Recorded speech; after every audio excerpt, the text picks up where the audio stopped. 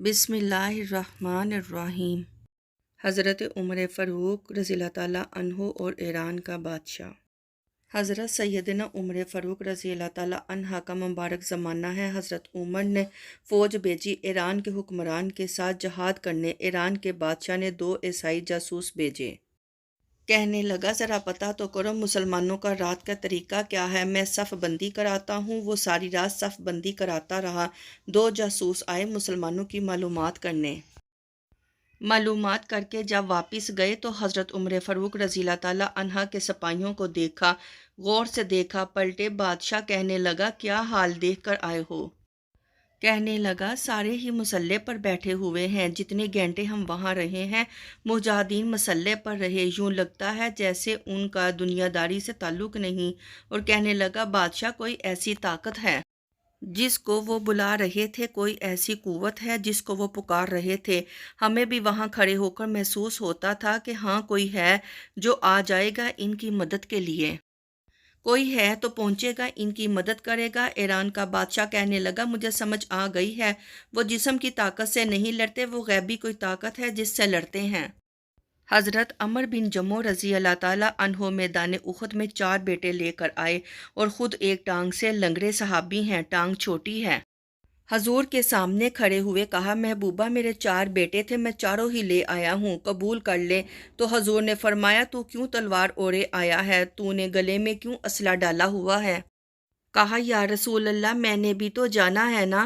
تو حضور نے فرمایا 4 بیٹے جو ہیں۔ حضرت عمر بن جموح نے بات کی، صحابہ کہتے ہیں وہ لبوں سے مسکرا رہے تھے اور آنکھوں سے رو رہے تھے۔ کیا عجیب انداز ہے۔ حضور نے فرمایا عمر 4 بیٹے جو آ گئے تو رہنے دے۔ تو حضرت عمر رو پڑے، کہا محبوبہ کیا لنگڑے جنت میں نہیں جائیں گے؟ حضور میں لنگڑا ہوں تو میرے لیے جنت کوئی نہیں؟ میرے حبیب پاک سید عالم صلی اللہ علیہ وآلہ وسلم نے فرمایا عمر تو ضرور جنت میں جائے گا۔ کہا محبوبہ پھر بچے بعد میں جائیں گے، میں پہلے میدان میں جاؤں گا۔ ایک بی بی 4 بیٹے لے کر آئی احد میں۔ کہا محبوبہ کل کمائی تھی میں لے آئی ہوں، میرے پاس کوئی اور شے ہوتی تو میں بچا کے نہ رکھتی۔ بیٹے دے کر حاضری لگوا کر واپس دروازے پر لے گئی تو حضرت سید عبداللہ ابن عمر فرماتے ہیں بی بی بول رہی تھی، میرا جذبہ جہاد بڑھ رہا تھا، اپنے بیٹوں کو کہنے لگی میں تمہیں حضور کے پاس چھوڑ کے جا رہی ہوں، جب تم میدان میں گرو گے تو میں تمہیں دیکھنے آؤں گی، دیکھنا تمہاری پشت پر کوئی زخم نظر نہ آئے، جتنے تیر کھانے ہوئے سینے پہ کھانا، جتنے تلواروں کے نیزوں کے زخم برداشت کرنے ہوئے یہاں کھانا، پشت پہ زخم نظر نہ آئے۔ حضرت عبداللہ ابن عمر فرماتے ہیں بی بی کی گفتگو میرا جذبہ جہاد بڑھا رہی تھی۔ ایک بی بی 4 سال کا بیٹا لیے رو رہی ہے، احد کا دن ہے، سہیلیاں پوچھتی ہیں تو کیوں روتی ہے؟ وہ کہتی ہے دیکھو میرا خاوند بھی بدر میں شہید ہو گیا، بھائی اور باپ بھی، دل کرتا ہے جوان بیٹا ہوتا تو آج مصطفیٰ کے ساتھ اسے بھیج دیتی، کوئی جوان ہے ہی نہیں، بیٹا ہے 3 یا 4 سال کا ہے تو کیا کروں؟ 3-4 سال کا بچہ کیا کرے گا؟ پتہ نہیں کیا دلیل آئی، اچانک اٹھی، بیٹے کو سینے سے لگایا، کپڑا ڈالا، مسجد نبوی پہنچ گئی۔